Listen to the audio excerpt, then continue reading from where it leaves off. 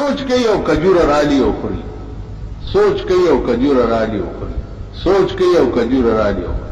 تر سهار پورې په حدیث کې لا سوچ ختم نه و چې کجور او ټوکر اخلاص کا او مغه سبب د مرګ وګرځي دومره استغراق په یو حدیث کې ورته راغلی چې په دې پوهم نشو دا ما څومره کجور هغه خو ستاشتنه قرآن باندې خو پوهیږي نه خبرې را پیدا اوس زه تاسو ته وایم چې ورونو طبعی جوړه ده داسې خلق را پیدا شوي چې زیارتونه نه مني اولیاء نه مني وایم چې کوم سړی درته وسوخیم اوس دا ټول جومات ورپسې ورپاسوی ما وجنو یې چې هکه زیارتونه څنګه نه مني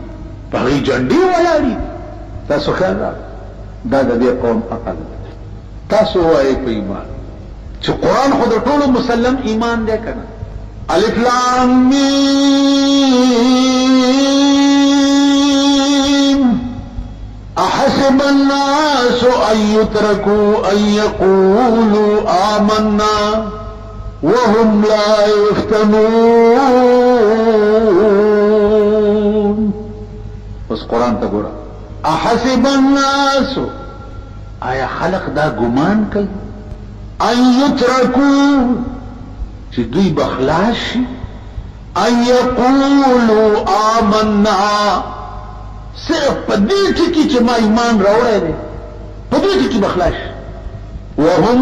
لا يفتنون د دې کشته به په ګرداب کې ګیره نه وي دی به د امتحانو نشانه شوي نه وي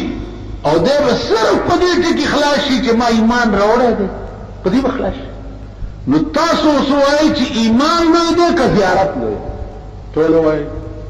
نو چې الله وایي چې په دا تش ایمان دی نه پرېږدم په خپل ذات مې وې قسمي چې د اور ټوکړه کړې مې نه وي چې پرېږدې نه ده په دا تش ایمان نو په تش زیارت منلو به دې خدای څنګه پرېږدي پرېږدم زه منم چې